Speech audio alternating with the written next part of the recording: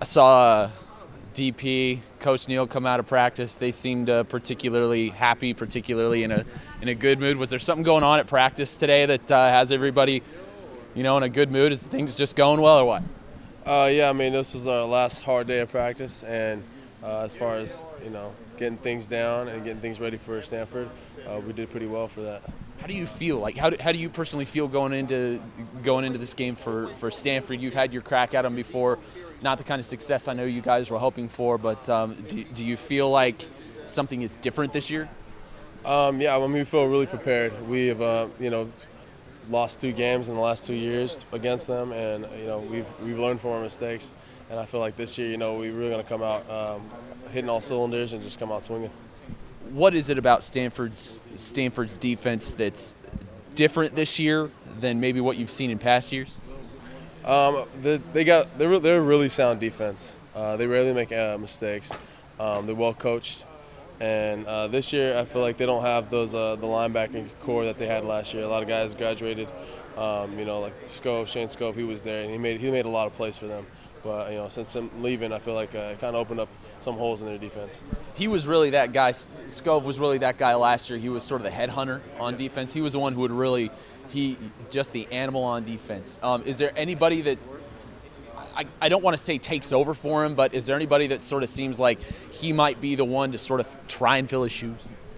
I mean, there are a couple guys, but like I said, I mean, they don't really have that person there. I mean, they may have tried to replace him with other individuals, but as far as his tenacity and his knack for the ball, I just feel that's where they were lacking. And I mean, hopefully we can get on that and use it to our advantage. I sort of look at how they played against Oregon State. I got to watch that game, and they were able to get after Sean Mannion pretty well. And I know those are 2 completely different offenses between you and Oregon State, but do you look at something like that as sort of key to see how they'll get after you? I mean, yeah, we go all week. We watch tons of film. We break down all the plays, see what their tendencies are as bringing blitzes and all that stuff. And so we look at those plays, when they play Oregon State or when they play any team, for that example, when they bring a certain type of blitz, we prepare that and drill it every single day of practice to make sure that when they do show that, we're able to cover it and get our assignments done. I want to change things up a little bit. As I hear it, you're the team barber. Pretty much, you're the guy that everybody goes to get their hair cut, and yet you're the one that has one of the biggest heads of hair. I saw Devin came out with a faux hawk. Marcus was saying that you're the guy who cuts his hair, right? Yep, I'm that guy. My hair's so long because I'm busy all the time cutting those guys' hair, so that's why I never have a nice haircut, because I'm just too busy cutting other people. But I mean, it's fun. It's fun. It's a fun thing to do.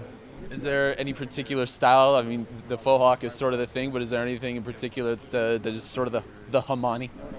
Well, if you guys have seen Danny, what's Danny's last name? Maddenly. Yeah, Danny Maddenly. He had the kind of boss look. He did the mullet with the side design and stuff like that. So I've done that a couple of times, and I feel like that's kind of like my signature thing, because I mean, I really like doing it. It's fun. A lot of people get a lot of looks from it, and everyone likes it. It's a good thing. Do people go search you out and say, "Hamani, do my hair"? They do. A lot of guys on the team I may have not talked to a lot, and then when they come talk to me, I'm like, all right, I think they just want a haircut. They kind of ease into it, but in the back of my mind, I'm like, all right, I know you just want a haircut. I'll cut your hair. Don't worry. Is there anybody in particular, any coach in particular, you wish you could just sit them down and shave their head, have some kind of crazy haircut? I'll probably get. I know Coach Helf doesn't have a lot of hair. A lot of our coaches are bald, so I mean, they can't do a lot. They're all bald. I would do Helf, but he doesn't have a lot to work with. I think I'll be doing him a favor if I cut his hair. So maybe Coach Frost, because he's the one that has a full head of hair. But I mean, that'll be. I just give him like a nice mohawk and make him look cool.